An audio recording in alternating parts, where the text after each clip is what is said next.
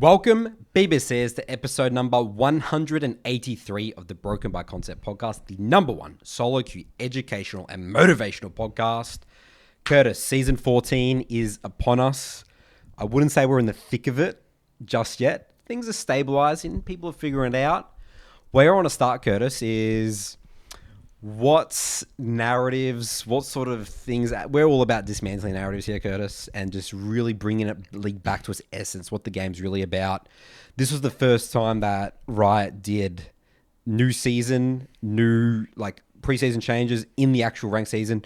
It's just all at you at once. Get your shit together. So it was a big reaction from the community in so many different areas. So what were some observations, Curtis, from, let's say, a mid lane perspective? Then I'll talk about jungle, what I found. Yeah, well, look, I think everything that I'm about to say probably is identical, right, to what you're observing. I think first things first, right off the bat, process out the window for a lot of people, right? Inevitably, new season comes out. Everyone wants to play. You figure out the new items, figure out the new terrain, figure out everything. They want to get the reps in, right? Because there was no preseason. So they want to spam. So day 1, day 2, day 3, they're throwing blocks out the window, getting 10 games in, 15 games in, whatever the hell it might be. And then what I've noticed is that for certain people, it follows on to day 4, day 5, day 6, week 2. Yeah. And then now they've come and say, Curtis, I've lost the plot. I'm down a lot of LP. I'm low confidence. I've shit the bed. Help me. What do I do? And then we got to bring it back to let's just reboot the goddamn process and start again. Right? Did you find that this was with clients that have had spam game issues in the past? Because the ones that have sitting on a negative win rate right now, they played 100 games already in the first week or so. It's like this was the relapse. It's like but it was an excuse for them. Yeah, it's the real to relapse. In exactly a way. right. They were doing good process. They got to master, and now they're they're struggling in Emerald. Right. I can't really think of any. Yeah, think of any off the top of my head. It wouldn't this. surprise me if that was the case, but yeah, I can't think of any off the top of my head. But yeah, no, that I would say that's I can't gauge how common, but there's definitely people in my program that have had that experience. I'll say the second one, though, is getting very carried away with items and everything. And look, to be fair, I think all of us are excited about this new new items. is exciting, new changes. And you have to build the muscle memory and try to understand your new build path. I think it's inevitable. And there is going to be some sacrifices in terms of where you're focusing on your, in terms of, okay, am I getting better at the game or am I trying to figure out all these items? I understand that. But I think, again, certain people got a little bit carried away, trying all these different builds. And now we're still, what are we, week 2 or something? And, they've lost the plot and they're saying, Curtis, I feel like I'm just such a worse player now. I can't win a game. And, inevitably you just look at him like, what got you to the rank in the first place? You've thrown all that out the window, basic fundamentals, your reference points with your champion, patience with abilities, whatever the hell it might be. That's just gone because your mindset in game has always been new item, this grubs here. I got to do that. You've completely forgotten what got you to the rank in the first place. And I think for those people, they've had a very painful experience. And again, I've had a very similar response. Let's just do what you were doing before.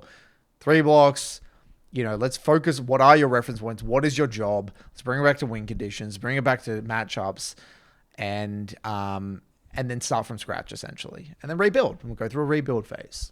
So I would say they're the 2 most common ones. I actually saw, this is the big thing as well. There was a big streamer event. I don't know if you saw it about, it was the Dante's challenge or whatever. The race to rank 1. I didn't see it, no. And this new player, Pentalus, absolutely popped off. And but he was always sort of a new one trick. And it seemed like some of the actual one tricks who had insane champ mastery just accelerated at the beginning of the season because they picked up the build really quick, whatever, and then they just were executing. They already had the champ. They were just playing the game. They was playing the game, yeah. So it was interesting. I found that more so the people that were really good at their champion, also the one tricks, they just accelerated really quickly. That's actually a very interesting point because I feel like I made a little bit of a mistake on day 1, day 2, because I think what I did, I was thinking to myself, okay, I'm going to play a wide variety of champions to try and feel all the builds, but I feel like that was not a good idea. I think in hindsight, what I would have done is actually just picked one champ. And only picked one champion. And be like, okay, I'm going to figure out the build for one champion and one champion only. And I think that would have given me a bit of a more of a read or a handle on the patch itself, and then slowly branch out and kind of chip away at other champions. And because I felt really overwhelmed, I'm like, all right, I played a game of that, I played a game of this, and I don't really get anything from it until you play multiple games, many games of a particular build. You have nothing to compare it with, because if I play a game of Pantheon and I try this one build, and then I go into Malzahar and I try that build, and then I try Vega and I try that build, well, what am I really learning? I feel like the big one there is that because once you feel like you've got a bit of an idea with your build because you've only been playing one champion, you're also seeing what's working well against you, like on their items and stuff. I think that's a huge part. Yeah. You learn really fast from what everyone else is doing on the end. Because builds are actually less about what you do, but how it interacts with other people. Yeah. Yeah, you're absolutely spot on. Like, I never built that, that item with the shield, the big magic shield or whatever it is. Oh, Kane, whatever, rune, or I don't know what it is. Yeah, and I was playing only Evelyn at that point, right? So I got to sort of see the strength of that item because I was playing a full AP champ, and I was just thinking about that. And then I'll be able to copy paste that onto my tank champions that I'm sort of playing on my tankier champions. Right, because you felt what it was like being on the other side exactly of it. Right. Yeah, I see what you mean. Because your mental stack's now going from, okay, I sort of got my items because I played only one champ mastery, getting the items down. Then I see what's doing well into me, and then I can implement that other versus I'm trying this. I don't even know what's going on the enemy side, and just overwhelm mental stack. Yeah. So this is actually a good point. Maybe going into next season, this time next year, maybe that's a technique that you could be doing. Just play one champ and figure out the build for one champ, and then you actually kill two birds with one stone, because then what actually happens is you have the mental stack to maybe think about the map, figure out the other things a little bit more, and the pace of the game, and all these other kind of factors that you probably wouldn't be able to think about if you're thinking about build 24/7. Now that we're on this topic, the third one I would say is people jump into conclusions, I think. Yes. Really quickly. Curtis, I'll get this real quick, okay? Void Grubs, day one. That's what I was going to talk about. If you get 6 Void Grubs, as people were saying, you auto-win the game. A week later, Void Grubs are like, Yep. I've had some people go from one extreme to the other. Void Grubs are the worst thing in the game. I leave them. They lose me the game and stuff like that. The outburst, the jump into conclusions, it's extreme. That's the big thing from the season. It's crazy how you can jump to a conclusion in 2-3 days. That quickly. But people love that. People were saying mid lane's ungankable.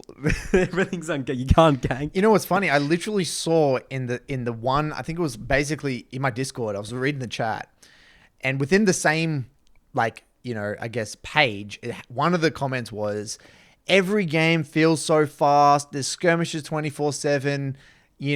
Everyone, Void Grubs ruined the game, whatever. And then the next, I think a few sentences down, my games are going forever. Games are going so good. And I'm like, we live in this world where everyone is just latching on to their, I guess their experiences. Well, the sample size is so small. Sample size is way too small, right? And and I think one of the key learnings that I want to get across to people is that early in the season, there's so many variables that are into what's the word, kind of tangled up together. Intertwined? Yeah. Because, and specifically what you see is that at the beginning of the season, it's always going to be inherently chaotic because everyone is limit testing. Everyone is trying to find their limits on the new items. Everyone is trying new builds. People are in a way less try-hard and a little bit more, mental sacks are overwhelmed, trying different shit. People are more experimental, right? And what does that mean, Nathan? It means games will be inherently maybe a little bit more chaotic. People are going to be less aware to I guess, jungle ganks or whatever the hell it might be. And so that doesn't mean Void Grubs were inherently pushing the pace of the game. You know what I mean? Void Grubs, maybe there was a degree of that, but at the same time, we can never actually decisively conclude that because people were probably going to be fighting anyway, even if Void Grubs weren't there, because it's the beginning of the season and there's new items and everyone's excited. It's just a new thing and then extrapolate to the narrative. Yeah, right. And so that could very well be the case. And it's okay, well, that's a hypothesis that I might have, and that could be very well true. Let's give it a few weeks and let's see how it's progressing, and then I can maybe jump to a conclusion. Which I found fascinating as well. League general statements. It was very extreme over the last couple of weeks. But look, I want to be careful here, and because I think it is important for people to have a hypothesis. Yes. I like it. I think coming up with a hypothesis is great. Yeah, it's good to have observations about shit. We're not telling... Stress testing things. Yeah, and I don't want people to have the message that we're taking away here is that, you shouldn't have opinions about anything. No, that's fine. It's just that you can't hold on. Yeah, just relax. Hold on to your opinions too tightly and be willing to evolve it and change and be wrong. The word shouldn't be opinions. It should be observations. Right. This is my observation. Yeah. Yeah, it's a good point.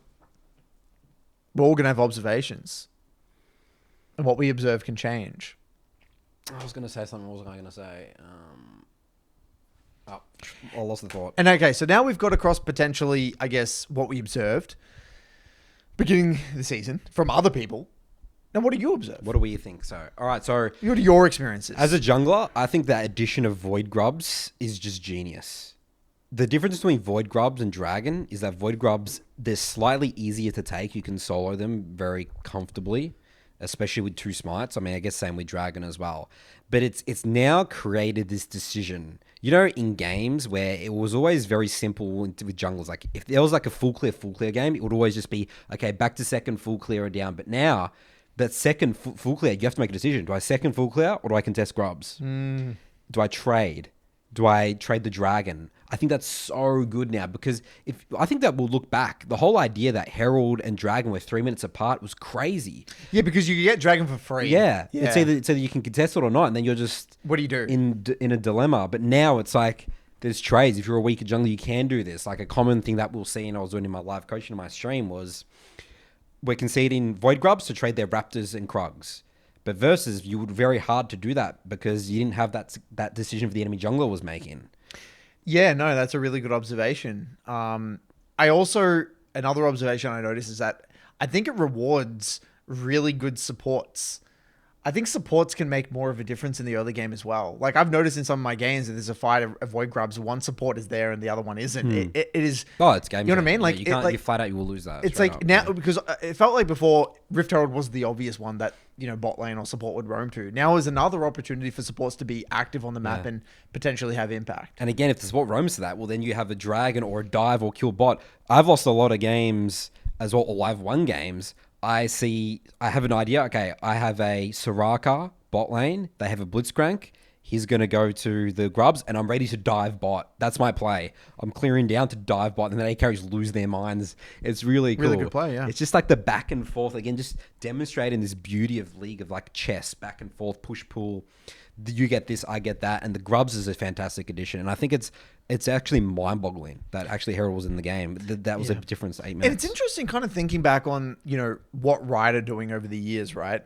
They're trying to find that perfect balance between how do we incentivize people to fight and make decisions and not just be co-op versus AI, junglers stay in the jungle, laners stay in the lane, and, resident sleeper, we come out at 20 minutes and we team fight.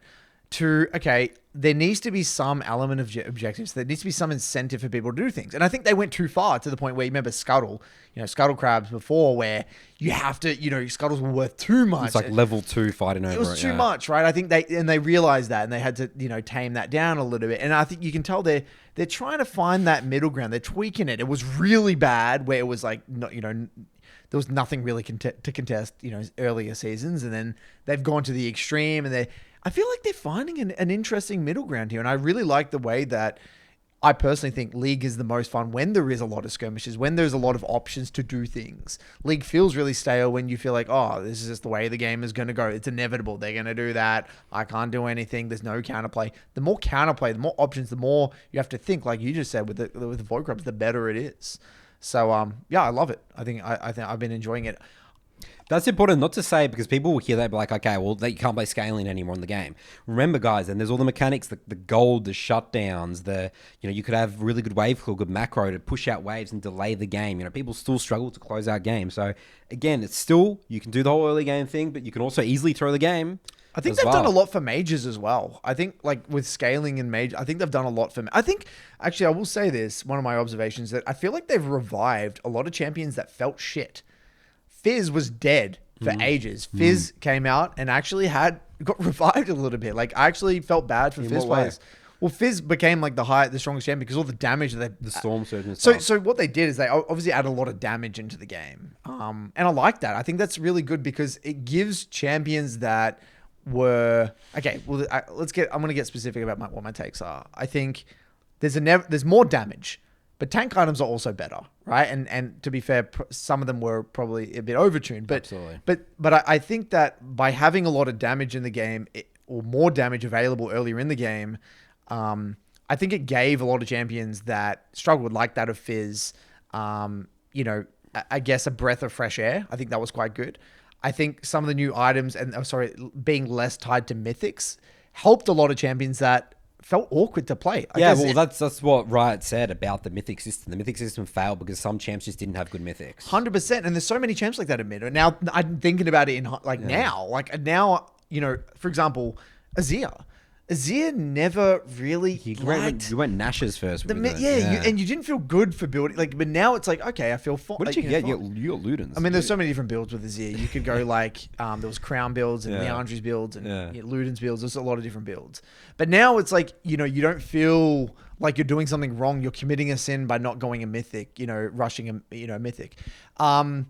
I would say even champions like Galio sometimes felt a little bit all over the place, but now that they've buffed up some of the tank items, now it almost feels like Galio, you can clearly go either way. You can go hardcore utility or you can go hardcore damage, and you don't feel like, again, you're doing something wrong. I also felt like a lot of champions, like even Swain, there's so much build diversity. And I feel like that what they've done, Riot have done a really good job with, is you really have to be intentional with what you build. Like, that's what I've noticed, is that there are not many items that have all those stats. And this is something I made very, I was very vocal about in one of my itemization videos, where, you know, the only item now that I feel like ticks all those boxes is like Cosmic Drive. It has AP, has HP, has haste, and then you have like the movement speed pass. And it's like a jack of all trades item. Now there's not many of them. And so now you have to be careful. Do I want raw damage and pen and like burst?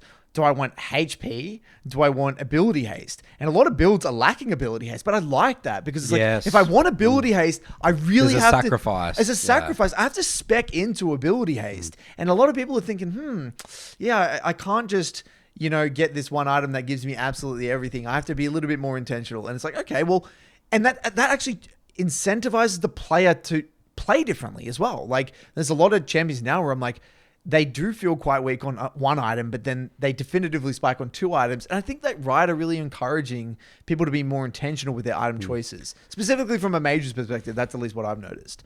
And I really like that. I've found that I feel like I have to build so many items. Yeah, there's so many options, right? There's so many things you can do. I'm up to like item 3. Like, I finished my 3rd item. Like, wait, I still got another 2 items to sort of finish this build. Like, what am I doing? Like, before, I think because Mythic ticked off 1, and that's a huge part. Like, and usually you get the 2nd item, and it's like, I've got everything I need, right? I've got HP, I've got pen. Now I'm at 2 items. I'm like, holy shit, I'm still not strong. How do I finish off this build? It's really important. And there's so many options to finish off the build. That's the interesting thing. Like, I think the important part is actually the finishing off the build. I feel like nowadays. Yeah, you're right. I think the 3rd item is key. Yeah. Specifically, like, I feel like, okay, you can make a pretty big... I guess you can understand your 1st item and, you know, I guess your 2nd item. The 3rd item, I feel like, really makes a difference. And defines your identity. They've done a few really good things with mid lane. Again, like the fact that Banshees and Zhonya's are genuinely great AP items now. You don't feel like...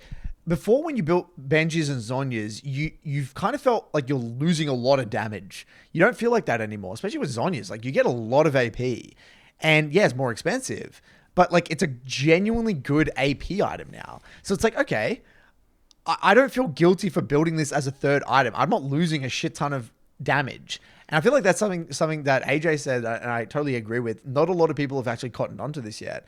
That, you know, people are really obsessed with damage right now. But if you just go like a Zhonya's or a Banshees as a 3rd item a lot of the time, you're in a really good position. Because remember, you get the barrier... the spell shield on Verdant Barrier now. That's right. Not on the completion of the Banshees, which is absolutely huge. There'll probably be things where you just complete that item and keep building something else. And same as Seekers, right? You get it with that. So my point being is that, like, you know, they've made it feel good to build a lot of items as well.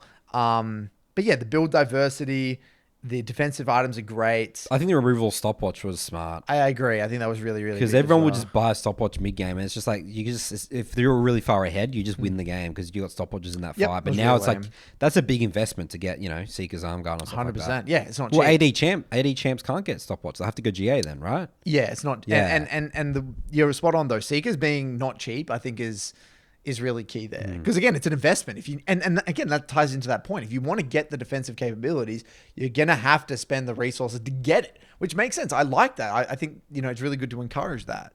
So yeah, I think itemization was a huge positive. I think they did a really great job with that.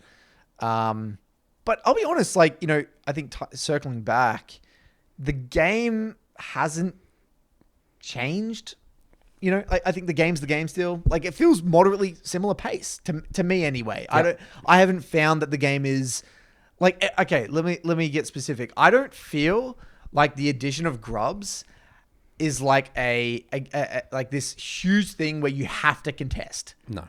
Right? So for me, if I lose Grubs, I'm like, I mean, yeah, it's maybe a little bit annoying, but like, I don't feel like I have to contest Grubs. I'm completely fine giving and Grubs. again, that means you've traded something. If the mid lane has gone to help, you've just got a plate. But also, the thing with Grubs, right, specifically, is that it doesn't give you an immediate effect. You have to actually hit towers to get the effect. So, for example, let's say, I'm a mid laner or you're a jungler and you're not strong enough yet and you haven't hit your spike. And you're like, okay, we just can't contest Grubs right now. They're going to get Grubs. But then like you actually hit your spike and then you get to a point where like you're exerting threat on them. They can't even utilize, like they're not hitting towers. You know what I mean? Like they're not actually. It's useless if you're not hitting towers. It's actually kind of useless. Yeah. Like I actually feel like there's a lot of situations where people go hard for the Grubs, but I'm in a commanding position. You're not even hitting my tower. What are you actually getting for it? Like I would actually sometimes rather just getting farm, getting to my spikes and like, I'm okay, you can do that. Now, obviously, it incentivizes the people that are snowballing to get it, right? Because they want to continue to push the pace of the game. But like, I like that. Whereas Scuttle Crab felt shit in a way because it's like you get an immediate thing. You get XP gold. It's like this upfront raw. Immediately, I immediately have an advantage over you, no matter what you do. So the first 3 Grubs are like, but then it does sort of put pressure for the next 3 Grubs a little bit. I definitely say that. But yeah, the first 3 Grubs, again, just chill out. Yeah, just chill out. And there's a trade that's happened for it. Dragon. Yeah, exactly. Yeah. Or farm, or just again. Or farm. You've denied a wave, taken something. Whatever. So yeah, I think it's. I haven't felt that the game is like exploded super fast pace just because of the addition of Grubs. Now, moving on to the Herald now, Curtis. Okay. This is where Wright's missed the mark for me. Okay. Herald, I don't know if we're not people figuring out how to use it properly or whatever. It's super clunky. It's so slow. I just feel like it doesn't have a place in League of Legends. The way that whole charge system works. I like the recharge thing. I think that's cool. But what do you mean the recharge thing? So you can, how you go and you can do a charge, you can get back into another charge. Okay. So I've saw that in competitive stuff, which looks pretty good in competitive. I think it's actually good in competitive, but in solo queue, it's just not realistic. There's so many times where I'm Herald, I'm like, I don't know, how do I use this? It just takes a long time to like pop it and then get in it, and then the charge ramp up takes a long time. Like by that time, the enemy team's all defending. You're putting yourself in a vulnerable position. I know you get knocked out, but you can still easily die. But I'll be honest.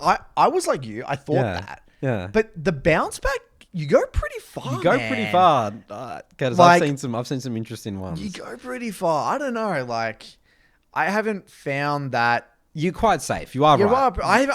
When I saw it, I was like, okay, do I go in this thing? But it's because the thing that happens with the whole get out thing, your team doesn't know what to do because they're positioning already because they know what you're going to do, right? And it sort of forces you to jump in it. Like, I feel like there's such rare opportunities in a real solo queue game that's actually going to be effectively used. This is just my experience. I've never been like, wow, this Herald was game winning. Not once compared to Herald let's before. Get specific. So when you're in it, you do more damage to the tower. Yeah, you do more damage to the tower, but it's not that much. It's not that much more. But it's just the slowness. It's just there's no plates anymore. Like by the time you got Herald plates are off the map. Yeah. Because usually what you'll do with the Herald is that like in the mid game, what really good Herald usage would be is like, you would pop it sometimes like in base or like with a split pusher, and then you go somewhere else or something like that. But like even the split pusher themselves, they like get in it. Like let's say if you give it to like a Trinium or something, getting in it sort of slower. You might as well just hit the tower. So it's just the whole mechanic of getting in it is just weird to me. So what do you suggest? What do you think should be altered on it? Oh, it's a rough one. Like I think more or less strong. Like, so make it so you have to decide. So I think they just remove the mechanic of just getting in it. Just So do it as it normal was damage, before- just as it was before. Yeah, it's just like a load Yeah. up. Yeah. It hits the tower. You know what you're gonna get, and that's it. because the other thing as well, what you could do with Herald is you pop it.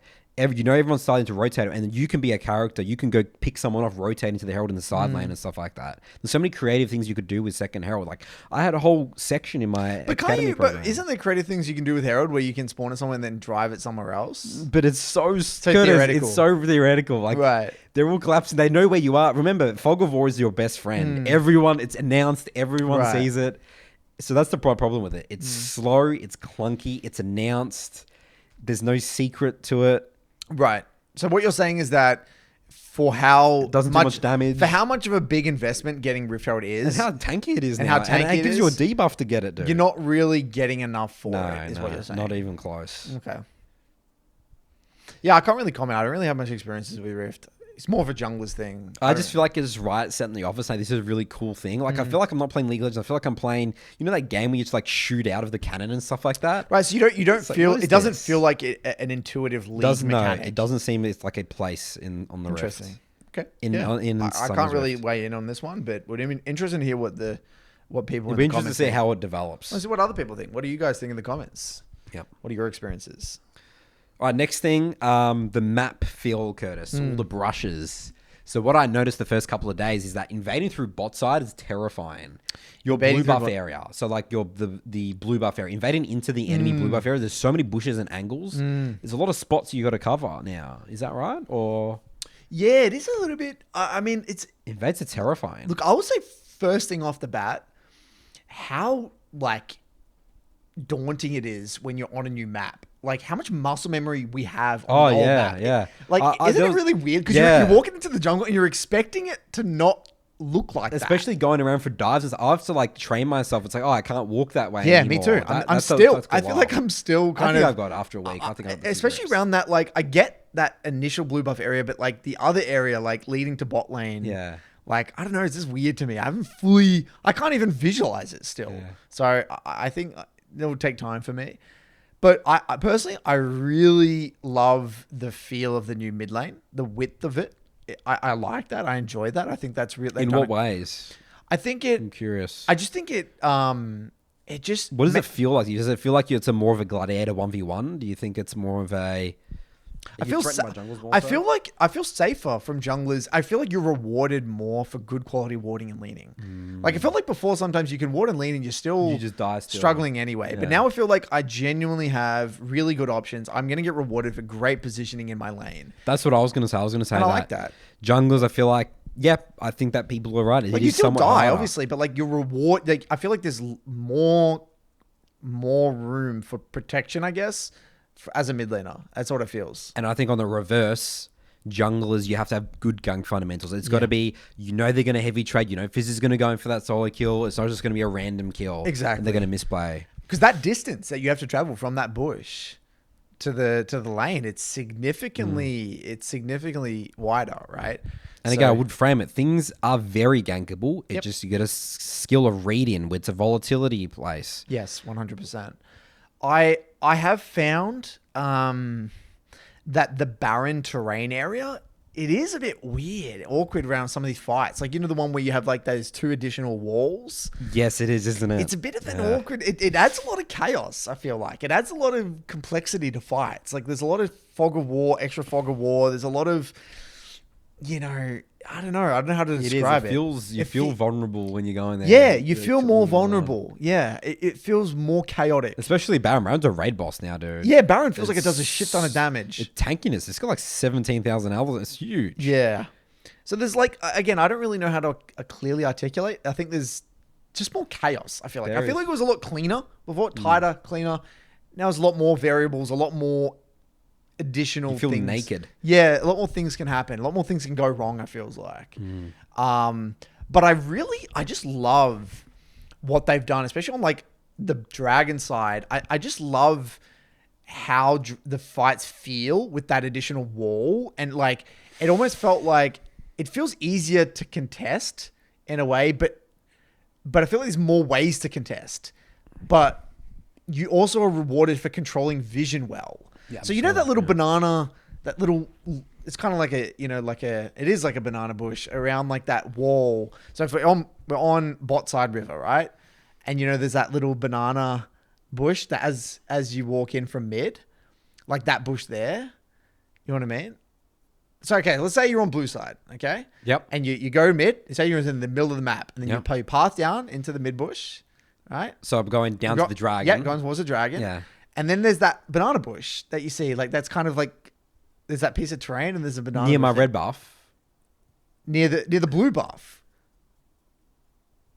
Below the blue, it's like below the blue buff. Yeah. It's like a little Yeah. N thing, Yeah. kind of around that. Yeah. I feel like you get really rewarded for controlling that, Yes. like around fights. Like I feel like if you have that, with Oh, the yeah, control the ward, new banana bush Yeah. thing. Ah, yeah, Yeah, the new one. Oh, yeah. So what you do is, especially when you're on the blue side of the map, they're doing void grubs. It's just super. That has to be watered. Yeah, that because you has can to get be picked watered super easily. and my terrifying. point I'm trying to make here is that I feel like there is more room to contest dragon, like the way the terrain is, and it's easier to fight. But also, I feel like you do definitely get rewarded for controlling the Good area. vision, yeah. It just feels better. I don't know how to describe it. It just feels better and more intuitive, more cleaner. Just feels way cleaner. I definitely am enjoying that for sure. Just clarity, just clarity of fighting, clarity of vision. I just like it. And I love the blast cone. I love that blast cone that goes over that ridge into the river. I hate that. I think that's so It's good. It's game changing. Again, it's game changing. I love those game changing mechanics like Yeah. that. That one blast cone matters That's a lot. clutch. And the fact that you can go over that wall with dashes and stuff is just huge. It felt like before when you're contesting dragon, you're fully committed. You're not getting out in a way. But now, again, you don't have to fully commit. You can circle around the sides quite well. I do like that as well. Because again, it shouldn't be super easy to get dragon. So yeah, that's like I would say my take on terrain. But I don't really have much takes on like the roaming and stuff. I haven't really been playing roaming champs at the moment. What about you? Like diving and stuff, has it been easier or harder? Especially with bot side, right? Because there's that you're less committed when you're going for that bot dive, right? Because you have that. The blue side bot the dive ledge is gone. I feel it's very easy to do. Way easier, yeah. because you can go through. There's like a bush and stuff, but the tower's still far away. I don't know. I think it's fine. At the end of the day, dive's a dive. You gotta What have about a the big vision with the wave. bush? How there's like that one pixel bush in the middle of the river. Yeah. And- In bot. Oh yeah. And for the top, gangs and top, yeah. right? What have you felt there? Ooh, that was a really weird one, wasn't it? Because if the laner controls that with a control ward, they just have complete vision, like especially on top side.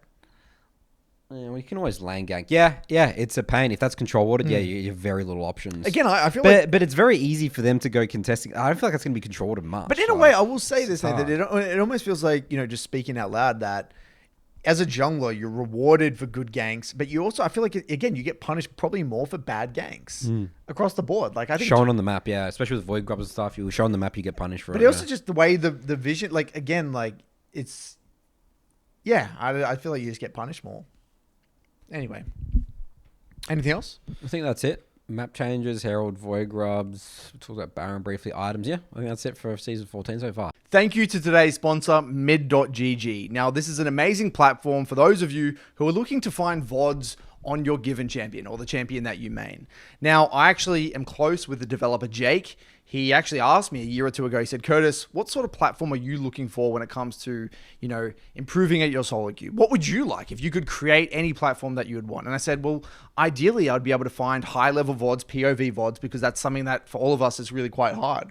If you type on in YouTube, I want to look at a challenger Ari VOD, 9 times out of 10, you get some crappy Domi-san replay. 6 months old. Maybe not even POV. And it's a bit of a pain in the ass, to be honest. So basically what Jake has put together with mid.gg is this amazing platform where it basically takes all the effort out of finding VODs. So you can actually, if I say I want to find Fizz VODs, POV Fizz VODs, I can click on Fizz here in the Champions tab and it will automatically sort all of the recent Fizz games played on stream from famous streamers. So even here, look at this, 7 hours ago, Nemesis played a Fizz game, so I can just click on this and it's going to take me directly to the timestamp. Look at that, instantaneously, boom, we're watching Nemesis play POV on his stream. From the level 1. From the level 1, beautiful timestamp ready to go. We can also check out his build here if we want to, and his build path, etc., etc. Now, the other, one of my personal favorite parts of this platform is that you can actually search matchups. So let's say I want to learn how to play Ahri. I want to see people playing Ahri versus Akali, right? This is the first one that pops up. It will automatically sort by all of the Ahri and Akali VOD. So legit Korea here, streamed it a week ago, played this matchup. I can click on it, boom, it'll take me to his stream. Look at that, we're watching Ahri versus Akali instantaneously, just like that, at the click of a button. Extremely easy. And the great thing about this, guys, is that if there's any extra functionality that you would like added into this platform, please let us know in the description below. Jake's a really nice guy. He's really hands-on, and whatever you guys feel like you need to make the platform even better, let us know, and he'll be probably happy to accommodate for that. So the link will be in the description. Please check it out. And last reminder, guys, this is not just for mid. This is for every champion, every role. It doesn't matter if you're a jungler, top laner, AD carry, support. Please check it out, guys. This will lead into our next topic. What I actually forgot to say, what I was going to say way back at the beginning, in terms of blocking off all the narratives and all jump into conclusions and all that sort of stuff. Champ mastery is still king. I feel like what you need to do is you need to build like a defense mechanism around you, like the community narratives, and just bring it back to reference points, strong, playing around item spikes, what a good fights, what a bad fights. This stuff just doesn't change in the game. You know, the champions are all the same. There's buffs here and there. You know, obviously some champs are stronger and weaker with items, but champ mastery is always king. So moving on to our next topic, Curtis, you came out with a video today, or when this podcast comes out a couple of days, about champ mastery, what people misunderstand about champ mastery. And I was looking at the comments because, you know, we're always getting involved with the community. I want to see what people's reaction to it. And well, firstly, we'll break down a little bit, just a quick TLDR for people that didn't watch the video, but definitely recommend watching it. You've broken down champ mastery into 4 categories. You got beginner, intermediate, experienced, and then craftsman. So the 4 different categories, and people think that. I mean, do you want to quickly summarize? Well, yeah, it's a rough model. Obviously, yeah. I mean, it's a lot more nuanced than that. But basically, beginner, you know, you just basically under the theory. You have no feel for the champ. You understand the basics of the champ, but you have no feel. The intermediate one is more, you know, your baseline feel. And like what I said is that the way, if you're in that category, you will win the easy games. Like you could pick that champ in a very easy game. It's like picking Malphite into full AD. Yep. You know what the champ does. You have baseline feel. You know, you can probably use the abilities, but you're not going to win the hard games ever. You're probably going to even struggle in the average games, but that's basically it. And then when you're experienced, that's when like you have the muscle memory. You understand the reference points, the identity. And getting to that point's even hard, I would say, for a lot of people. It's really hard getting to that. But that's when you actually can play League of Legends. Like you're thinking, you have the muscle memory to think about the game holistically. You understand what the champ wants to do, why it wants to do it. You have the muscle memory. And then Craftsman is kind of like taking that to the extreme. That's when like you are one with the champion. That's when, you know, you're really pushing the champion to its absolute limits. Like you're doing things that other people just wouldn't do. Like, I feel like with experience in the 3rd tier, you're doing what everyone would expect you to do well. But when you're in the craftsman tier, you're like doing things so different. You're like unlocking the champion, the things that people didn't even know about the champ. And like, so you're talking about more mechanical stuff or both? Like, wow, I didn't know that champ could even had that identity. I didn't even know, like, or you could beat someone in lane phase that you should never beat or something like that. Right. Yeah. I've seen that level of you know, not to that, because again, Craftsman, I feel like the way I'm interpreting it is like the hardcore OTPs, right? That's like the Herald King, the PC Zhang, whatever. But there are people that I feel like scratch that surface, even OTPs that I've versed or seen, and I'm like, wow, they actually changed my view of the champ's identity. Like in the early lane, it's like, fuck, like there's that ASOL guy in NA who changed my view on the champ, and I'm like, fuck, this guy, he was playing really aggressive, or you know. Odysseus and stuff, they change, like they alter the way you actually view the champion. So like, I think it's a lot more nuanced than that, but I think that's a general framework of kind of, you know, the way to view it, I guess. Yeah. When I think about Craftsman, it's like, you know exactly what to do at every single like point in the game. Like, you know exactly like how your champ interacts with every other champ. Yep. You know how the fights are going to play. You're never confused about win conditions. You are like 110. You know your roll every time. Yeah, you can switch dynamically your rolling fights in a snap second. You know, and you're doing tiny things though. You're like doing tiny things. I'm going from engage to peel really quick because the play's done, or like I'm using my ability in this way, holding abilities, using abilities quickly. That's the way I think about the Craftsman as well. As like it's taking level. All of your ability usage to the next level, 100%. Because the way you could view it, like an experienced player, you know, they may not be doing anything super crazy, like executing their job, and like doing their job, but they're not. Again, there's way other level, you know, that you can get to. So yeah, that's So I think the word I'm looking for when I describe it is like the adaptation. Yeah, they have the adaptation down pat. I mean, again, they're not even really having to think about anything as well. It's like they 100% understand. Of course, you can't think. Yeah, thinking it goes into the earlier stages. Like, you know, that's because League is a game where you have to not be able to think. And a lot of these players, like I feel like a Craftsman as well, they can do it, but they could probably also articulate as well why. Like they understand this so well that they could tell you specifically why they did every single thing as well. Like that's that next level as well. Like they will do things intuitively, but understand the champ so well they could articulate it. Like they're not doing it randomly. You know, everything is done kind of with intention. Every little decision, every ability usage, everything is done to the T with intention, and it just makes perfect sense. Everything makes sense. Yeah. So on that video, I read one of the comments and someone was saying, does the Craftsman exist for simpler champs like Malphite or Malzahar? And my first thought was absolutely. The Craftsman level of those sort of simple champs, like, because you're obviously thinking about the Yasuo and the Aralkin and stuff like that.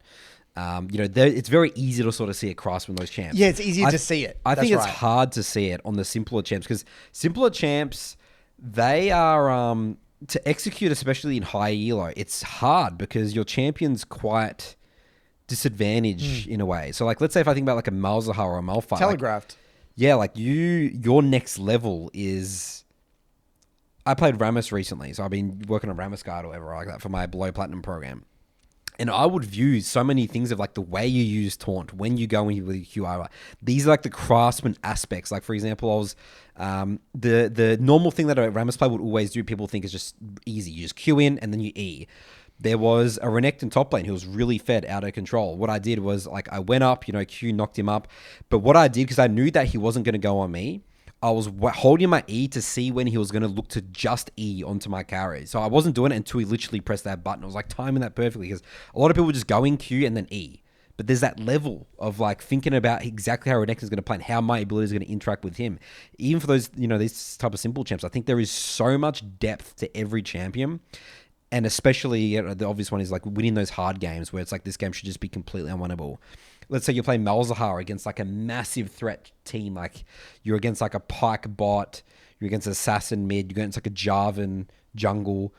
But learning your defense, your short windows, that's the Craftsman of that champion. It's not actually the ability usage, I think. Ability usage sort of ties in the decision making, I feel like a little bit, though, still. Yeah, and I think I replied to one of those comments. I don't know if it was that one, but I said, how there was people would think Cho'Gath is a simple champion. There's a Cho'Gath OTP in my program who, he makes the champ, looking, like a different champion. And he's he knows the limits and he can do all this crazy shit that you wouldn't think. Or again, I said Annie, right? Annie is a super complicated champion. My quote with Annie is, she's as complicated as you want her to be. She has an incredibly high skill cap, but it's not obvious. Again, it's little things. It's the way you use her auto attacks. She has one of the highest auto attack ranges in the game, right? And the way you use that can be absolutely game changing. So, and the way you just stun, and he's stunned. There's so much that goes into that. There's so much that goes into that. Like, I played a game against you. You played Annie, and the amount of threat you were imposing, and like, it was insane just by holding it. Yeah, and then think about that. And the fog of war and that I'm not even scratching the surface comparatively to what that Annie guy in EU is at, And you know what I'm saying? Like, you felt me playing Annie, and like you would immediately feel the difference in the intention and the mastery, but then there's like way higher levels than that. You can't even comprehend, that's even with a simple champion. So I just think that, you're absolutely spot on. But how funny is it that is even a question though? I find that's what I find interesting is the fact, how funny is it that they think that like, you know, there isn't, that it's a thought that just because the champion has a simple kit, that there isn't even a level of craftsman. Like you just cap out at experience. I thought that's really, really interesting. And again, I think that ties into like, you know, I guess, yeah, not really. It's just surface level thinking about the game. Again, going back to, we talk a lot, there's more to the game than just the smashing heads together. Yeah. It's the fog of war, the thinking about what they're going to do, what are their strengths, what are my strengths, what are my weaknesses, just knowing everything about it and executing that. And that's just one of the hardest things to get across, and that's what I want. Super hard to see, because this is all invisible stuff. It's all invisible stuff, and the quote I said is that you just don't know what you don't know. It's hard to see over the horizon. And that's why I said you got to get inspired. I keep saying that. You got to look at other people playing the champ sometimes, just to get inspired about what's capable with ability usage, especially ability usage. But yeah, no, you're spot on. I actually had a little topic that I think flows on beautifully with what we've spoken about today. I got to set this video, and it was a video about like how to excel at math and science, but it was based off this book. And there was kind of two things that I wanted to talk about. So the first one was this idea, or this I guess a model, or call it a model, kind of called diffuse. You're either in diffuse mode or focus mode. And basically the way they viewed it is that when you're studying, right, you either really focus on something, like you're intently trying to like solve a problem, or like you're kind of passively kind of solving a problem by, you're not actively engaging with the problem, but you're just letting it, as you say, letting it gestate in the back of your mind. And there's all these, you know, great historical examples of like famous mathematicians who they've, you know, taken a nap, or they've gone on a vacation or whatever, and then it's like the shower thoughts, right? And there's things that that's an example of an activity that we can do that gets us into that diffuse mode thinking. So you're not actually trying to sit down and do the problem. I see. It's just like it's like bouncing around your head a little bit. You're thinking about it, kind of, yeah. But you're not trying to solve it. You're letting, and then an idea comes that solves it. You're letting your intuition kind of just piece together things. Yeah. And in regards to math and science, apparently that's really important, especially when you're studying things. And what they said though, you won't actually reap the rewards of diffuse level, I guess, diffuse mode thinking, unless you really understand the topic well though. Like you have to actually understand the fundamentals of whatever that topic is. So, you know, you're not going to solve some super complex equation that you have no idea about. Like you don't even have a remote inkling. Like you have to understand the basics, or at least the fundamentals of that specific problem. And I feel like, you know, in League, you know, this is kind of what we talk about 3 blocks as well. Is like you might have an idea of what went wrong in your block, right? And you may have, like, you come out of the review and you're like, okay, that was it. But then you have in a shower and you're like, yeah, I think my entire approach was wrong. I've had that thought many a time where I'm like, yeah, I'm fucking delusional. Like that was not my problem whatsoever. I've actually got stage 4 problems, or my reference points are completely off. Like I was thinking about the way I'm fighting, but I'm not even thinking bigger. I need to be thinking bigger picture about my reference points are completely shot, you know, or lack of diffuse thinking where I'm thinking too in that focus mode, and I haven't actually allowed my intuition to piece together. It's like the question, like maybe I'm actually using this ability wrong the whole time. Like I'm trying to problem solve this fight, but like I have a whole misconception about how to use my ultimate. That ties into my second point. So there's something called the Einstellung effect. I'm probably butchering that one, but Einstellung effect. And essentially what this is that there's this effect where, like, you know, you have this proposed solution for an idea. Well, let's say, for example, you're a jungler in a game, and you know you're like, I have to gank this lane. It's a snowball, and I have to gank this lane. And you've already come into that game with this idea that this is the solution to this specific game. And then what happens is that a situation arises where that's not the best solution, right? That potentially was in another scenario, but it's not. But you're only looking at that problem through that one specific lens. So you're not even remotely open to the idea that there are other solutions available, right? And that's that effect. That's what that is. Very common example. And that's so common. And the way he tied it to math, so I think while we're on that topic, was, you know, I've had this before in school, right? Where like you're doing a question, you're in an exam, you're doing a question, and you're like, I know that one, and then like, and then they weave in a different question that you're meant to use a different formula for. And then, but you're still trying to apply that old formula to that question. It's just not working. Because that's the mindset you're in. We're doing he was saying like the quadratic, you're doing like say 4 questions in a row with the quadratic formula. And then there's another one, they throw it in, it's a completely different thing. But you're in the mode of using the quadratic formula. You're trying to apply the quadratic formula to this, but it's not working because you're in that frame of mind. And again, I think this is so common for League where you're like, oh, I'm dying to ganks. And like, you think it's like warding, but it's not. The solution is something completely different. It could be your wave stage, you're approaching the lane wrong. It could be you're being gankable by being 40% HP all the time. You missed the reset. You're saying too low. Yeah. You're heavy trading in lane that you shouldn't be. Like that's happened to me so many times. But I've actually had to take a step back, and I haven't, or maybe I haven't actually been able to see the solution at all until Tim or you or AJ or someone comes in and say, Curtis, you're actually doing this completely fucking wrong. And obviously, someone objectively telling me that, it's like, oh. Yeah, you're right. I was wrong, but it's hard. It's to sometimes. so hard, and that's the and point it's invisible. but that's the point of the diffuse and focus thing. You do need to sometimes, and that's what we talk about. I think the end of week reflection, having periods of time in your day where you're not actually super just hardcore VOD reviewing, or you can't latch on to one idea. You got to sometimes let your brain just, like you say, gestate, and I'll think about it. Let it simmer there, and. I'll come back to that later. It's okay to come back to it later. It's okay to sometimes say, oh, okay, yeah, maybe this wasn't the right solution, and come back to it later. So, but I think there's 2 applications, like an in-game thing and then and an outer game. But for the outer game, I think it's the most relevant, I would say. I thought that was really fascinating. Very interesting. Applying in another domain, Explains a lot. Explains a lot. It does explain a lot. I love my shower thoughts. Yeah, me too, actually. Me too. Curtis Moving on. Clip. Yep. Get some Curtis clips. All right, let's get into the details, guys. All right, so we're not doing Curtis Clip Corner here. We're back here to Summoner School. We always said last week we were meant to go back to regular programming, but... I tried to steal the show for a second. Yeah. Yep. We're rusty. It's the new year. Yep. All right, we're rusty. All right, this post here from actually League of Legends, main Reddit. Okay. So we're in the big leagues here, not the Summoner School. Even though Summoner School still, it's big leagues, but this is the big leagues. All right. The title of this post is "I feel like people don't care about macro anymore." This is already going to be good. I haven't read this title. It's already going to be good. 1.6 thousand upvotes, 600 comments. So people are typing away in the keyboard. Everyone's going to have their opinion on this. Yeah. All right. So. It starts off saying, in Hib down, Nasus has TP. It's time for objectives. Gee, I wonder what he is going to do. Our top laner can 1v1 Nasus because he's ahead, so I typed Nasus will backdoor, and nothing. Next game, I decided that maybe I need to pick something that can deal with split pushes, so I did.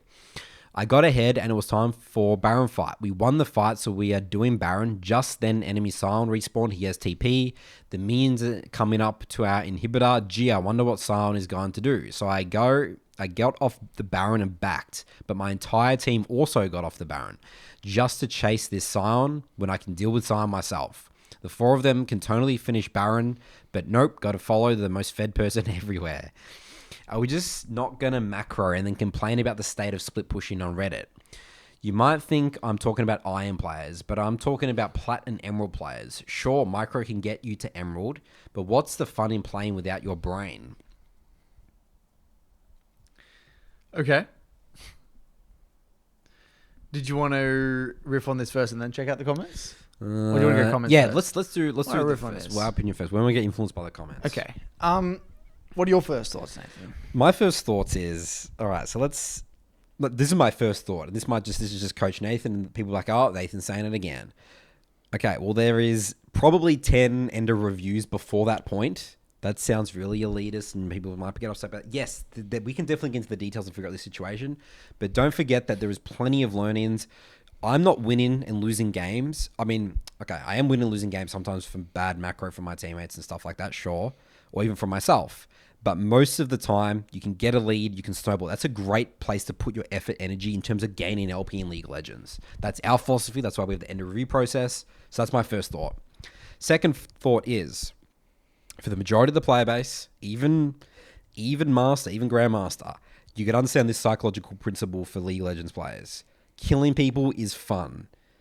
Playing waves in the mid game, setting up objectives, vision control, just the reality is that it's hard to do. You have to, again, use your brain. You can use this to your advantage. That's what a lot of people forget about, is that the enemy team playing for kills, you actually win a lot of games from that as well. So it is a back and forth. I think that when people saying, like, I feel like don't care about macro anymore, that's always just been the case. You're just had a couple of rough games here and it sort of sucks for you. What do you think, Curtis? Well, I will say, like, these situations aren't overly obvious. Like what I mean by this is that, again, when you're in the mid to late game, everyone's mental stack is overwhelmed. You know, there's so much going on, you know, and they might be thinking, like, okay, let's take the first example. You're saying, oh, Nasus was going to backdoor. Maybe everyone else on the team was thinking, I can't deal with the Nasus. I can't go. Or maybe they were thinking, oh, I'll let the other person go. And I need to stay here because I got really good bush control. Or maybe I can look for a pick. Who knows what they were thinking? You know, it's easy. The easy, convenient thing is to assume that no one was thinking. But I actually don't think that's the case. I think I give people the benefit of the doubt. I think a lot of the time people just are genuinely confused. Like when people make poor decisions, yeah, sure, there are times where they are not thinking, and that definitely is the case. But I would say that a fair amount of the time, they're also equally confused and genuinely just don't know how to respond to that situation. So yeah, I think that you got to also remember, like, you're not in a lot of these mid to late game kind of macro scenarios, and a lot of the time they're different. You know, like, how many times are you in a scenario where, okay, let's say you play 20 games, or let's say you play 50 games. How many of them are you in where Nasus is genuinely threatening a backdoor on your base? You probably count it. And how many scenarios are you in where maybe, like, you need to respond to it? Or I don't know. What I'm saying is that, like, it's also in terms of the strengths of the champion. Like, if Nasus has gotten to that point split pushing, he's probably have a high % chance of winning that game. Probably. It's very hard to do. Maybe they've already checked out. I mean, there's so many reasons. Like, it's so easy or convenient to say that people don't think about macro, you know? Like, again, I think that may be the point, and that may be the case. And, you know, I think he has a point there. But I think there's a lot of buts, right? The mental boom aspects, maybe they're checked out. Maybe they don't know how to handle that situation. They haven't been in the situation that often. Maybe they didn't feel like they could handle, like, yeah, sure, they may seem obvious in hindsight when you're sitting there after the game. All you guys got to do is all base stick on the Baron, and I base, and no one else base. And, you know, that's really hard in a game where you got barely any communication. I don't think that's very intuitive for a lot of people. Now, I will say, I think he has a really good point on the second half of this post, though, which is, you know, people complain about the state of split pushing and stuff when they don't really try to problem solve how they could be dealing with split pushes. I totally agree with that. I do think he has a point there. But, you know, I think that there's a lot more important things than mid to late game macro. Yeah, and especially when it's talking about Platinum Emerald players. Yeah. Like, it's not really... No. It's going to be frustrating losing those, and you might have the right idea. But... Again, there's so much more that's going into getting your games. Mid to late game macro is a 0.05 percenter when it comes to what's getting you results in solo queue. Absolutely. That's it. Straight out. Zero. Fact. I'm talking that small. That situation is that insignificant in your games. And that's a tough pill to swallow, but it's true. There is so many other things that you could have done that would prevent that situation. So therefore, the reason that's important is not to discredit his opinion. It's more so to add color as to why all of these people in this ELO bracket may not be knowledgeable in this situation, because their focus is probably on so many other things. No one in my program would even give a shit. If they're in my program, they wouldn't even be remotely looking at that. They would have already been thinking, right, but yeah, I messed up the game at 12 minutes because I didn't do X, Y, Z, or 8 minutes, whatever. Process. You know what I mean? Like, they wouldn't even be worrying about that situation. So they may not be good at that scenario. So, like, nowadays, especially with all the content, people don't talk a lot about mid to late game macro. Think about that. Think about what, because no one gives a shit. So I think there's that as well. Yep. Look at the comments. All right, let's have a look. Look at the top comment. Well, so this had more upvotes than the actual post itself. There are a surprising number of people playing this game who don't know what the win condition of the game is, besides keep fighting them until they surrender, like it's a death match. The thing is, it works for them up to a certain point, and since it worked for them to get to said point and then suddenly doesn't, their mindset quickly becomes, I win with this a lot so far, so I'm clearly doing everything right. It must be my team's fault. Well, I mean, Yeah, I would agree that there is a lot of people that don't really know how to play to a win condition, but there's also, But that's like ingrained with the rank. Like, yeah, you'll learn that as you sort of go up, and that, that sort of stuff. If you know that, you've probably if you're at the point of your journey, like it's like you know what I you're mean? sort of saying like if I'm a player, I know my win condition. I should be like Yeah. a really high rank. So what are But they? it's like forgetting the execution. And Yeah. like, there's so many other really No, important but things. I think this doesn't really make sense because so it's like there is a surprising number of people playing this game who don't know what the win condition is. No shit, because that's the way the rank system works. If everyone knew what the win condition was, you know what I mean? Like, what the hell? There would be no low elo. You know what I mean? Like, Yeah. everyone would be the same. Like, if you're at the point in your journey, right, where you're actually thinking like in depth, You have the luxury to think about the win condition. you have the luxury to think about the win condition. You're a pretty goddamn good League of Legends player. You're already at least Emerald, right? At minimum, probably. Like most people below Emerald are not thinking about win conditions. You're just learning how to play your They're champion. learning how to play their first. champion. Yeah. Like when you're thinking about win conditions, that's more now when you're thinking, outside. You've developed champ mastery. You know your matchups. You're good in your early game, whatever. You can actually have the luxury to think about the game holistically. So yeah, there will always be the majority of the player base will have no clue about the win condition because that's just the way the cookie crumbles. Those people either don't care about the game or they're less experienced or they're more casual, whatever. You know, like there's not like some grand conspiracy going on here. That's just the way it is. So I don't, like what's the expectation here? Like what do these people want? I love this next comment saying, even on low elo, I always try to push mid before going for Elder, especially with inhib open or down. Just last week I won a match because we got 5v4 win and mid was pushing Elder that I pushed earlier.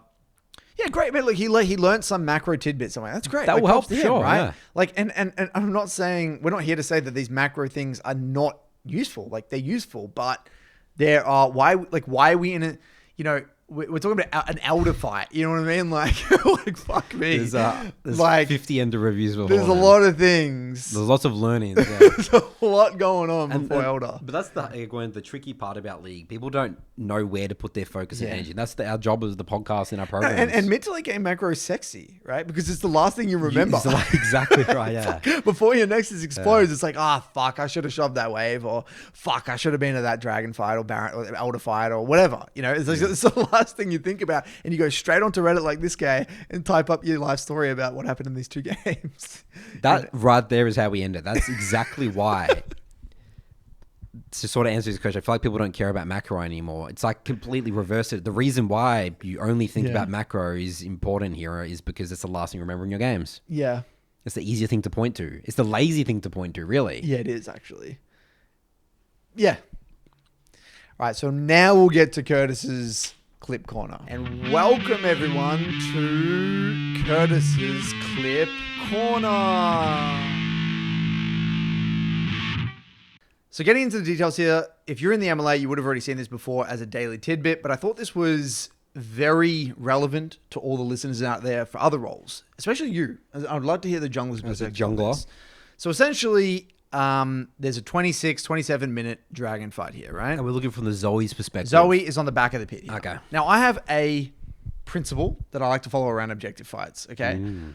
Unless the objective is incredibly important, we're talking like Infernal Soul, maybe Hextech Soul, Elder Dragon, that sort of thing. Honestly, 9 times out of 10, you should just be playing for the fight, not the objective. Love that principle. And this is what I follow. And I see this mistake very often to the point where, again, I need to make an example out of it. I did it as a daily tidbit. And this was an example where the Zoe had the completely wrong mindset. The Zoe is so concerned about preventing Kindred from getting this dragon that he's just completely screwed. He's like leashing the dragon. He's just leashing the dragon. And look, inevitably, I think he does maybe kill. I think he just does kill. But I'm like, how much work you could have done if you were just playing for the fight instead of the dragon. And let's just go back here. Just look at, get specific.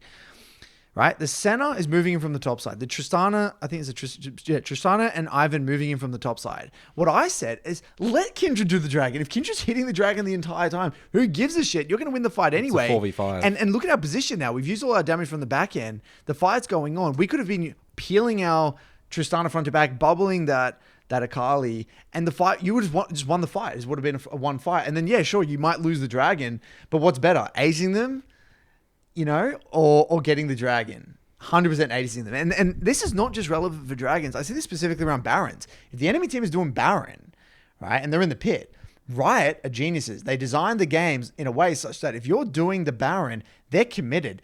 They've compromised their position a lot of the time. So if they're on the baron, play for the fight instead, ace them, or let's say one survives. Who gives a shit? Would you rather get 4 kills and they live with 1 baron, or you maybe flip a baron and then they kill you?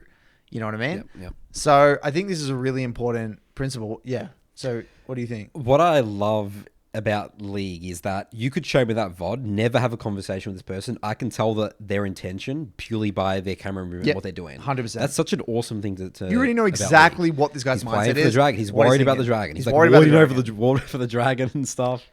That's all he's caring about. But yeah, typically, I always think about the game in terms of gold values. Like if you kill, let's say the enemy teams were Baron, they most likely have a couple of shutdowns on their carries. You're probably, if you ace them, that's about 2,500 gold plus the experience, plus you can take their camps, take waves. Tempo. You can gain a swing on just losing a Baron could be 3,000-4,000 gold swing. 100%. So I think this is like a good general principle that people can follow. Obviously, leagues are game specifics.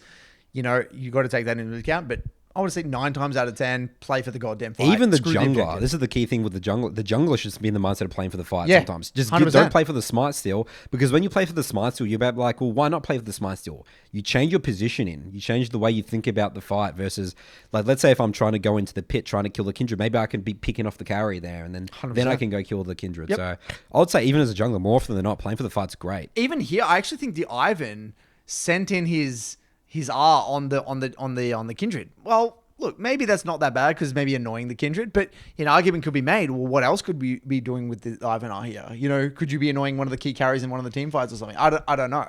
I'm not an Ivan player, but I see exactly what you mean. Play for the goddamn fight. Love it, and that's a tool you can use in your reviews around an objective. Was my mindset to play for the dragon or the steel or the fight? That's right. I think that probably you see that scenario more so with junglers, I think, than mid laners. You think that mid laners do? I literally had this twice in one day. Really? So mid laners are worried about losing the dragon? In Rifts, same thing. I had one, I used a daily tidbit. I did 2 clips. One was this one, the dragon. The other one was a Rift Herald.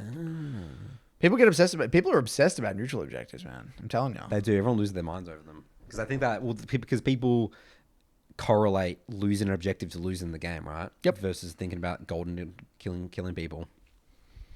All right, mailbag time. Yep. Away we go. Welcome back for Nathan's mailbag. Jingle, jingle, jingle song. Alrighty then. Our first question here comes from Kobe. The title of this email is just Friends. Dear Nathan and Curtis, I recently joined the MLS, the mid lane school, after finding the podcast by looking up League of Legends podcast to listen to at work. Well, that's awesome to know that when you type that up, our podcast comes up. That is cool. That's quite simple for search. I didn't expect to have my view of the game transformed. I recently hit Gold 4 after only reaching Bronze and Silver once in almost 4 years I've been playing League. I want to hit high elo, specifically Diamond, for one purpose only. I have a friend who got really high ranked, Emerald, by spamming games and abusing broken champs, as he puts it. I was telling him my Discord that I hit Gold 4 and he actually laughed at me. He didn't mean it in a bad way, just his view is so different. Since he basically got to Emerald by playing a ton of games and being toxic and having a 1v9 mentality, he thinks it's funny that I'm trying to have actually an approach and become a good player through a process. I'm hoping that by reaching Diamond, and Elo one of us in my friend group have gotten to, maybe he and my other friends will listen to me, or at least respect what I have to say. Do you think there is any chance that this could work? Regardless, I've always enjoyed the game, and you guys showed me that I can enjoy the game and focus on improvement, and without self-loathing and unreal expectations holding me back, I can reach new heights. I just want my friends to see the game in a similar way as me, or to at least respect it and maybe enjoy it again, because none of my friends play League anymore. Do you think there is any chance that this could work, Curtis? Listen and respect him. What do we think? I don't think so. No, it's done. It's done. In our experience, when you're in this trying to when these people are in this mindset, the change has to come from them, and if they're not actively looking to change or they're not ready to change, no matter what you achieve, there's going to be another insult, another narrative that crops up, right? Let's say you get diamond. When you get diamond, it's going to be like, oh, yeah, well, that's what you get for paying for coaching, or they'll discredit your achievement in some way, shape, or form. Or let's say you keep climbing past diamond, you get to master. Oh yeah, that's what happens when you use your brain or something. Or you one trick the champ. I played all these champs. Yeah. You played that champ. Or insert any excuse or reason. You know what I mean? Like, you can't reason with a lot of these people, unfortunately. Well, because think about what's happened, Curtis. Their journey. They've built habits, views of game narratives over years, thousands of games. Yeah. It's just like a habit with anything, or like, it's hard to break. But it's comfortable for them to have their belief system. Once their belief system is in place, it's very, very hard for it to actually change unless it gets like shaken to its core from something that they experience. You know what I mean? Like, if that person, for example, had to, improve at League for whatever reason, of course that would be very different. But these people, they just don't care. They really just don't care about the game. And that's just the reality. So I think it's a cool bit of motivation though. Like, I think, go for it, have a crack. Chances are though, you're just going to get faced with some other bullshit, unfortunately. Your introduction to League and the way you learn League is really important for how your journey's sort of going to go. I mean, how many people join our programs, Curtis, and we have to unravel all the years they watch the toxic streamers or their view. It takes a long time. Those clients are my problem clients. Yeah. The people that come in, it's very hard. Like, even though they know, they listen to because they only join this podcast because the program's a lot through the podcast, and they know what you and I's view of the game is. So they see it's like, that's probably a good way to think. Even those people that want it struggle. Yeah. So imagine trying people that don't even want to change their belief system. And it's so painful for them as well, because if you were to be true, if this you're trying to tell your friend that his way of viewing the game was completely wrong, how many times do you even hear that? Oh yeah, I was just wrong. Yeah, my whole approach, everything I viewed about the game is, it's just not good. It's La La Land. It's just not going to happen. It's not going to happen. Unfortunately. It is unfortunate. But I wish you all the best though, and I'll do everything I can to help you get there. And dude, it's an awesome journey, dude. And he's already shown results. Like you said, he's never got to gold before. He got to gold. I mean, you're on the upward trajectory now. It's about get those reps in, stick with it. Do you do you. And from the sounds of things, it sounds like one of those situations, Nathan, where you should just disengage. You take League seriously in your own time. You don't talk to League about these people. You do you. It's your hobby, and then that's it. And then they do their hobby, and then that's it. All right, moving on here. We've got Dennis. The title of this email is Having Legit Fun After a Perspective Change. Hello, Coach Curtis and Coach Nathan. I'm Dennis from Brazil, and I main jungle. I finished Season 13 Plat 1 around 40 LP, starting Bronze 2 after years of not playing League. This isn't really an email presenting doubts or questions about my gameplay. I just really wanted to thank you guys for changing my view on the game. I used to talk about how League was really easy and only dumb people couldn't climb. My peak was Platinum during Season 8. I didn't really use to tilt, but I kind of passed blame around before I quit League back in Season 9. In late 2023, I got back into League because my GPU broke and my onboard GPU couldn't really handle other games, and I really wanted to play something during my free time. One day, looking for my drama fix, the video you guys did on Nice popped up on my YouTube recommended feed, and I saw it through. I was so uncomfortable listening to you guys talking about having a great relationship with the game. I wasn't siding with Nice, but I also had a hard time understanding the fact that League is a great game and focusing on getting better at it is even better, which is weird since I played a lot of FPS games at a high level and I used to be really into fighting games, which are basically getting into the details. Anyways, I got hooked onto the podcast and started binge watching it. I was confused about reviews and feared getting stuck and focusing on the wrong things. But the more I watched, the more you guys outlined how to review stuff. I started experimenting reviewing during my 3 block after before, and it's been so fulfilling to go through this journey. During the end of the season, I played fewer games because of the holidays, and I started to fear hitting a wall. So when I got back There was a little bit of anxiety. I felt like I was losing the plot. I got through gold and the first 3 plat divisions so fast that I didn't really have time to level up my fundamentals and polish up those basic skills like jungle tracking, pathing, and ganking to the higher level I was playing. My mechanics felt shit. I'm a Lee Sin main. I absolutely love the character and have been playing him since season 4. I couldn't focus with all that fear my friends were hyping up. Sorry, I couldn't focus with all that fear. My friends were hyping up my comeback. I was open about improving and stuff, and I feared losing my elo/gains. But you guys always say, accept your level of play. I went back to the basics. I polished up my clears in training mode. I forced myself to check lane states more often. I quit making the same jungle route every game. Raptors, red, Krugs, gank, or invade. I started matching junglers, started being more aware of their resets and camps, started making better recalls, and sat on training mode, pushing buttons and making more precise mouse movements, and I couldn't feel more happy or fulfilled. Thank you guys so much for making me fall in love with this game again and making me enjoy so much this chess on steroids that is League. I hope I can reach Diamond this season. Definitely going to join Soul 2 as soon as I get a few games in on Season 14. What I love about this email, Curtis, is he could specifically outline and list the skills that he worked on and things that he improved on, the narratives that he used to have, or things that were flaws in his gameplay, overcomplicating the game, doing the same thing every time, being adaptable. I feel like that being a good League player, understanding how to improve, is you being able to list that exactly. Why am I winning and losing games?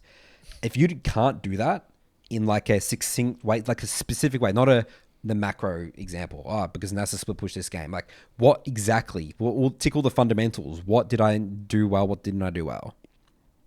100%. I love that. I think, and you know, the thing that jumped out to me in that email was the start where he said, I stumbled across you guys after the Nice video, and he said, even though I wasn't for Nice, it was still very difficult for me to... It's uncomfortable. You come across our podcast. Because that's what happens. Yeah. I feel like when you stumble across this, you're just like, what the fuck is this? I've never viewed the game this way. And it's uncomfortable. It's confronting. It's like, holy shit.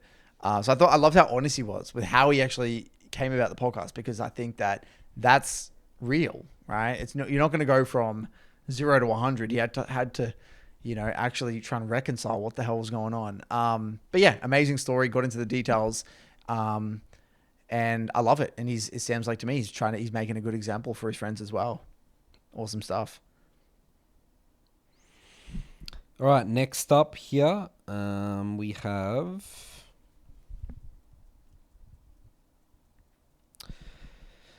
one from GreedyNils. The title of this email is Negative Narratives and Climbing to Masters.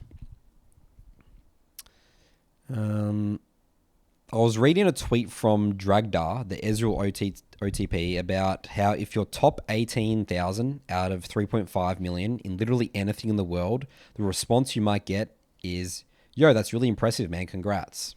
But in League, you're a pisser, dog shit, ape low master. Yeah.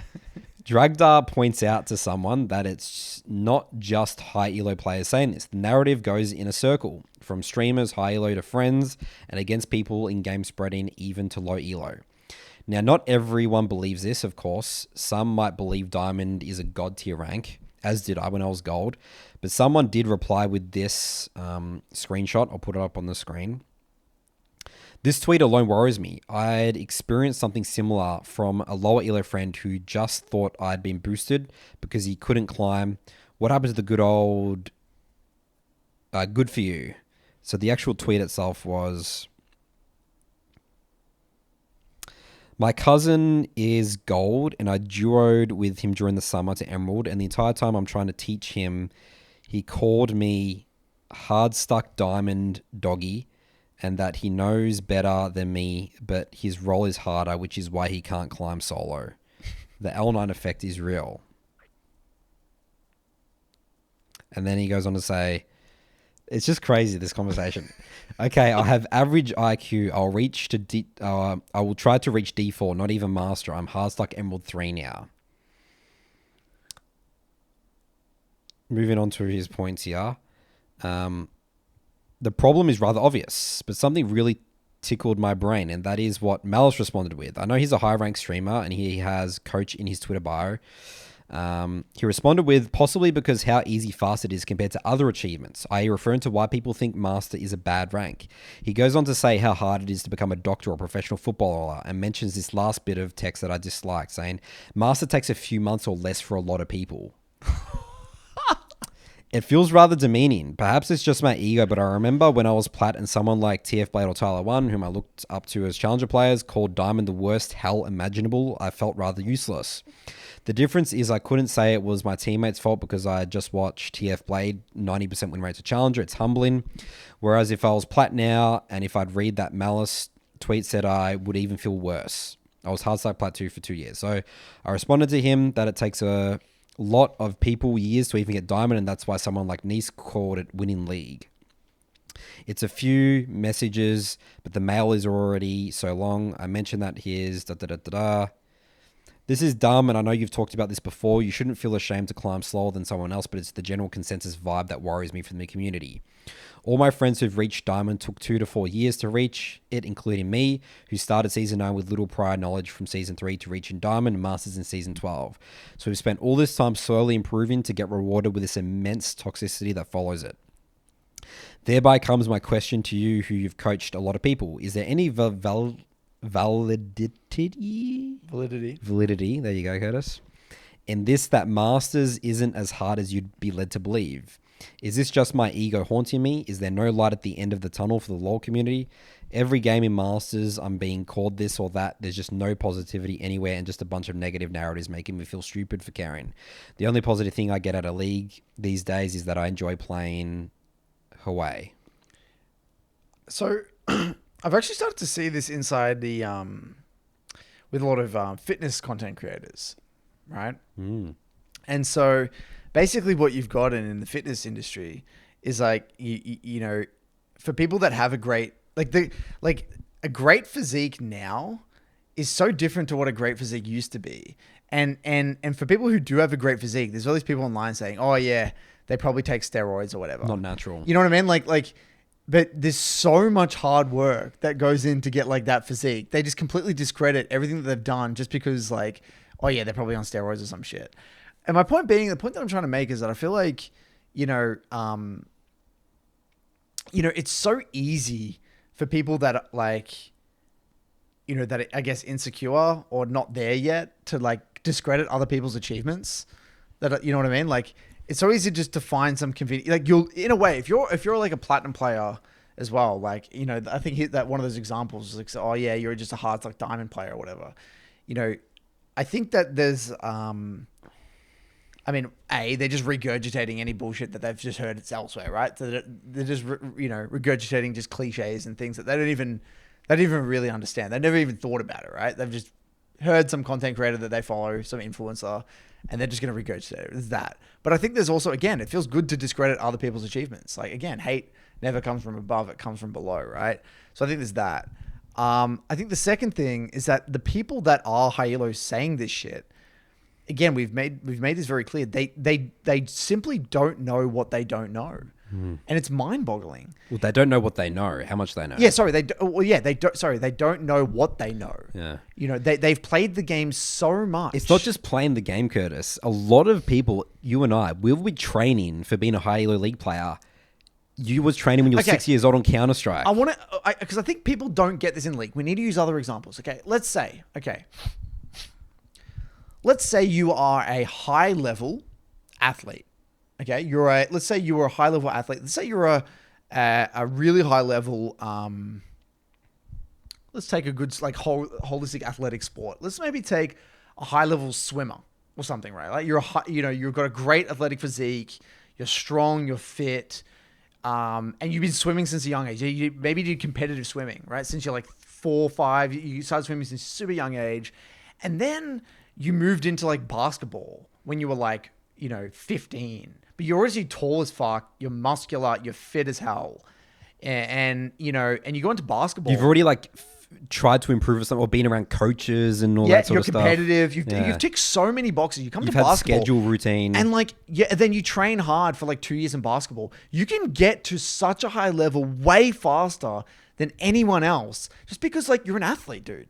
You've trained your whole fucking life. Like, and this is what the equivalent of people have. Like, I don't know what Malice's background is, but like, let's say he probably played WoW or another game. He played other games at high levels. Right. He played other games at high levels. And then it's like, okay, well, you've played probably video games since you're like 8 years old. And then you played those video games for years and years at a high level. You're already competitive. You're already, in that competitive mindset. And then you played League and you played thousands of games over years and years and years. And then, yeah, no shit. Everything looks easy for you. Again, because of your background. And so I think that's the way we got to reconcile it. It's like, okay, again, let's not even use sports. Let's use, because he was talking about doctors and shit. Okay, let's say you were a, someone who studied, you did a degree and you'd already been like killing it at school. You're a very academic person and you knew how to study, you knew how to learn, and you got a degree. For you to go back and do or to get your master's or a PhD might not be as hard for you as one really academic person, or going back to uni to do an MBA or something. It might not be that hard for one person, but if someone who's never been to university before, and this is they maybe came in as a mature age student, they've never been to college before, that might be really hard for them to actually study and learn how to learn shit and be academic.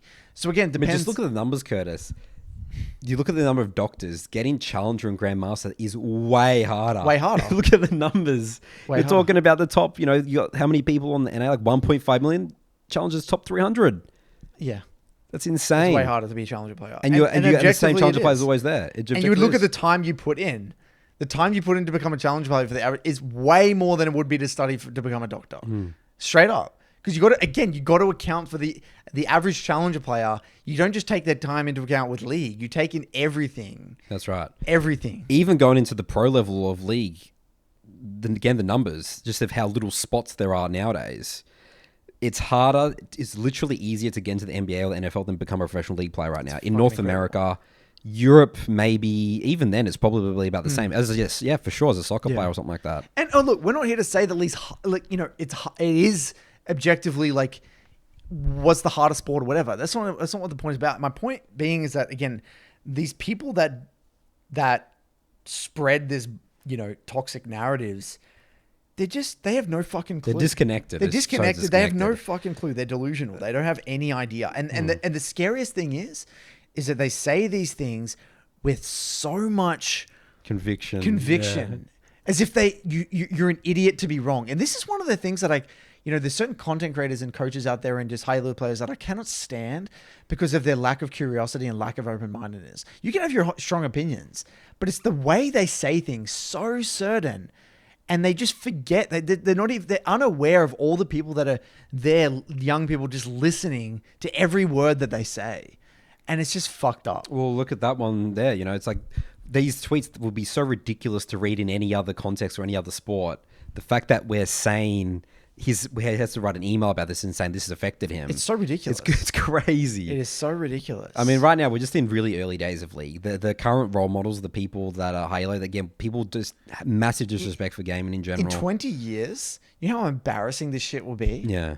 It would just be so embarrassing to even talk like that. In 20 years from now, it would just be a different situation, a completely different situation. Going back to remember that episode with Faker talking about how he viewed process and not focus on wins and losses and all that sort of stuff. That's awesome to see. That's what we're going to sort of start seeing more of. Yeah, it's slowly changing, very slowly changing.